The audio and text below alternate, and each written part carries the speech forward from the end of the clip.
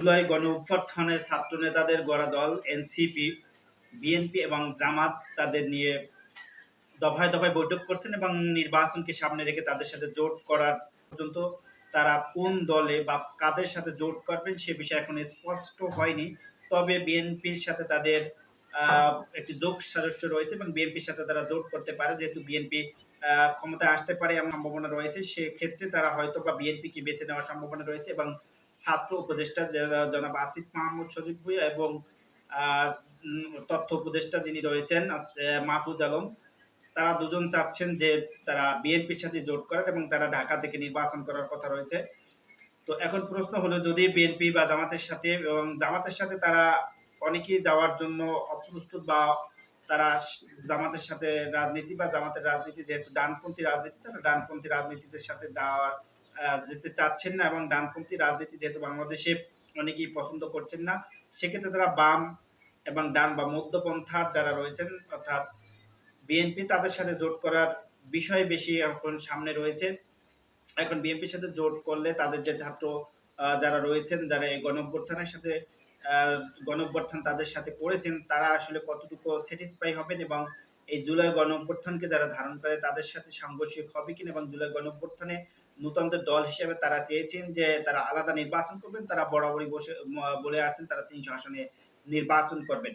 এখন নির্বাচনকে সামনে এলে সবাই সমীকরণ পাল্টে যায় এবং সবাই চায় জোটবদ্ধ হয়ে নির্বাচন করলে তারা হয়তো কিছু আসন পাবেন এবং বিএনপির কাছে তারা যে আসনগুলো হয়তো দাবি করেছেন, যতগুলো করেছেন তার সংখ্যা অবশ্য প্রকাশ করেনি, তবে যেগুলো চেয়েছেন হয়তো বিএনপি সেটা দিতে রাজি নয় এবং বিএনপি হয়তো বা ২০ থেকে ৩০ অথবা ১০-২০ এরকম একটি সংখ্যা হতে পারে বা ২০ এর মধ্যেই হতে পারে। তবে তাদের হয়তো ৫০-১০০ চাওয়ার সম্ভাবনা রয়েছে।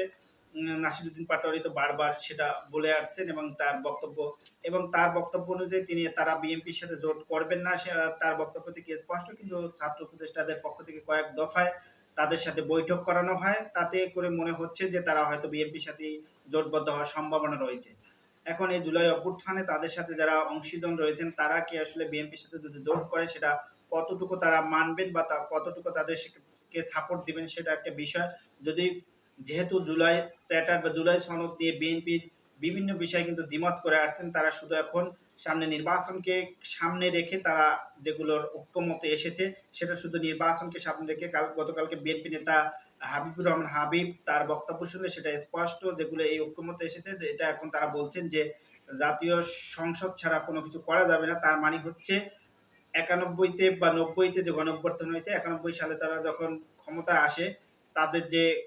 তারা যে ইশতেহার দিয়েছিলেন অর্থাৎ অভ্যুত্থানের সময় তারা যা বলেছেন সেগুলো কোনোটাই তারা করেননি। এখন মানুষের মনে এইটি প্রশ্ন আছে যে বিএনপি সবগুলোতে ঐক্যমত আসলেও তারা কিন্তু ক্ষমতায় যাওয়ার পরে তারা কোনোটাই করবেন না এবং এগুলো সবকিছু ভেনিশ হয়ে যাবেন। বিএনপি নেতার এই বক্তব্য কিন্তু সেটা স্পষ্ট হয়ে যাচ্ছে। এখান থেকে কিন্তু তাদেরকে এখন সন্দেহ করা হচ্ছে যে তারা যেগুলো এখন বলছে হয়তো নির্বাচনকে সামনে রেখে ভোট ভোটের মাঠে মানুষকে কাছে টানার জন্য এবং এই জুলাই অভ্যুত্থানে অর্থাৎ যারা ছাত্র নেতা রয়েছেন বা জুলাই অভ্যুত্থানে যারা ছাত্রদের যে গড়া দল তাদেরকে কাছে টানার জন্য বা কাছে পাওয়ার জন্য তারা এখন এই ঐক্যমত কমিশনে যেগুলো তারা একমত হয়েছেন সেটা হয়তো বা তার কারণ হতে পারে, কিন্তু তারা ক্ষমতায় গেলে সেগুলো যে তারা বাস্তবায়ন করবেন সেটা নিয়ে কিন্তু মানুষ খুবই এটা তাদেরকে আসলে বিশ্বাস করার কিছু নেই, যেহেতু তাদের বক্তব্যই মধ্যেই ফুটে এসেছে। জনাব তারেক রহমানের বক্তব্য তিনি কিন্তু স্পষ্ট করেন এবং সালাউদ্দিন আহমেদ সাহেবের বক্তব্য কোনো কিছু স্পষ্ট নাই। তারা করবেন, পর্যায়ক্রমে করবেন, ধাপে ধাপে করবেন। বিভিন্ন বিষয়ে তিনি বক্তব্য দিয়ে নিয়ে যেগুলো দিচ্ছেন সেটা কিন্তু জনগণ আসলে বুঝতে পারছেন যে তারা যেহেতু ৯০ সালে যেটি করেছেন সেটার বহিঃপ্রকাশ হবে। যদি ২৫-২৬ সালে নির্বাচন হয় সেখানেও তারা হয়তোবা এগুলোই করবেন যে এই যেগুলো বিষয় তারা ঐক্যমত কমিশনে পৌঁছেছেন সেগুলো আসলে বাস্তবায়ন করবেন না। তো বাস্তবায়ন যদি না করা হয় এই ১৫০০ জুলাই এবং যারা ২০,০০০ ৩০,০০০ যারা আহত হয়েছেন তাদের আসলে কি হবে, এবং যারা এই অভ্যুত্থানের সাথে ওতপ্রোতভাবে জড়িত যারা সামনের সারিতে ছিলেন তাদের কি অবস্থা হবে যদি জুলাই সনদের যদি আইনি ভিত্তি না দেওয়া হয়। যদি এখন ঐকমত্য কমিশনে তারা বলছেন পার্লামেন্টে গিয়ে সাংবিধানিক স্বীকৃতি দেওয়া হবে। যদি সেটা না দেওয়া হয় তাহলে পরবর্তীতে কি হবে? এটা কিন্তু বিএনপি এখন সবাইকে হাত ধরে যদি জুলাই এনসিপি যদি তাদের সাথে যায়, যদি তার পরবর্তীতে তারা পাওয়ারে যায়, তারপর যদি এগুলো বাস্তবায়ন না করে তাহলে জুলাই যারা আহত এবং নিহত হয়েছেন তাদেরকে তারা এমন একটি বিপদে ফেলবেন এবং তারা নিজেরাও বিপদে ফেলবে অথবা তারা সেই ব্যক্তির দিবেন, এমন একটি বিষয়। এখন প্রশ্ন হলো যে এনসিপি কে আসলে কি করা উচিত? এনসিপি কে মানুষ যেটা চেয়েছিলেন বা যারা এই গণঅভ্যুত্থানের সাথে জড়িত ছিলেন তারা কি চেয়েছিলেন? তারা জামাতে হয়তো অনেকে ভেবেছিলেন তারা জামাতের সাথে বন্ডিং হতে পারে, যেহেতু বিএনপি একাই নির্বাচন করতে চাচ্ছেন এবং তারেক রহমান বলেছেন তারা একাই নির্বাচন করার জন্য প্রস্তুত রয়েছেন এবং তারা জয়ী হওয়ার আশাবাদী। তারা কোনো কারোর সাথে জোট না করে তারা জয়ী হওয়ার সম্ভাবনা রয়েছে, এমন তারা আশা ব্যক্ত করেছেন এবং সেটা ভোটের মাঠে কতটুকু সম্ভব হবে, যেহেতু সারা বাংলাদেশের চিত্রটা এখন অন্যরকম হয়ে যাচ্ছে এবং তাদের নেতাকর্মীদের তারা নিজেরাই এখনো তাদের নির্দেশনা মানছেন এবং কয়েকটি সবগুলো আসনই তাদের ৩ জন ৪ জন প্রার্থী, সেটি নিয়ে কিন্তু বিপাকে রয়েছে বিএনপি। এখন প্রশ্ন হলো জামাত ইসলামী এখন বাংলাদেশে দ্বিতীয় স্থানে, অর্থাৎ বিএনপির যে বিরোধী দল হিসেবে জামাতকে এখন সামনে আনা হচ্ছে এবং জামাত তাদের যে ভোটের রাজনীতি সেটি করে যাচ্ছেন এবং জামাত ইসলামীর ফিল্ড পর্যায়ে এখন যে নীরব ভোট রয়েছেন সেখানে কিন্তু জামাত ইসলামের ভালো ভোট রয়েছে। বিএনপি সেটা আসলে বুঝতে এখনো সক্ষম হয়নি এবং তারা হয়তো ভেবেছেন তাদের যে নেতাকর্মী রয়েছেন তাদের মাধ্যমে তারা ভোট আগে যেভাবে নির্বাচন হয়েছে সেভাবে একটি নির্বাচনের মাধ্যমে পেশি শক্তি ব্যবহার করে ভোট কেন্দ্র দখল করে হয়তো বা তারা সেটা করতে পারবেন, কিন্তু এটা এই নির্বাচনে আসলে সেটা কি কতটুকু সম্ভব হবে এবং প্রশাসনের উপর ডিপেন্ড করছে। এবং জামাত ইসলামী কিন্তু বারবার লেভেল প্লেইং ফিল্ড নিয়ে তারা বারবার আজকেও তারা তারা তারা হুঙ্কার দিয়েছেন এবং বাইতুল মোকাররমে তাদের যে ৫ দফা দাবি ছিল সেখানে তারা হুঙ্কার দিয়েছেন লেভেল ফিল্ড এবং ডিসিএসপি এবং ইউএনএদেরকে সাবধান করে তারা বক্তব্য দিয়েছেন। এখন এই জুলাই সনদের কি হবে সেটা এখন এনসিপি, যেহেতু এখানে ছাত্রদের তারা প্রতিনিধি বা ছাত্রদের তারা যেহেতু এই আন্দোলনে তাদের সাথে ইনভলভ হয়েছে এবং তাদেরকে যদি এখন বিপদে ফেলে তারা যদি সেই ব্যক্তির এর কথা ভেবে যদি বিএনপির সাথে এখন রাজনীতিতে জড়ায় বা জোট করে, সেটা আসলে সাধারণ শিক্ষার্থীরা কতটুকু বা সাধারণ যারা তাদেরকে এখনো সফট কর্নার হিসেবে জানে বা তাদেরকে ভালোবাসে তারা কতটুকু মানবেন সেটা নিয়ে প্রশ্ন। এবং তারা এককভাবে নির্বাচন করলে বাংলাদেশের প্রেক্ষাপটে সেটা জেতার কতটুকু সম্ভাবনা রয়েছে সেটাও একটি বিষয় হয়ে দাঁড়িয়েছে। এবং তাদের যেহেতু তরুণ নেতৃত্ব সেখানে যেহেতু বিএনপি এবং এখন জামাত, আওয়ামী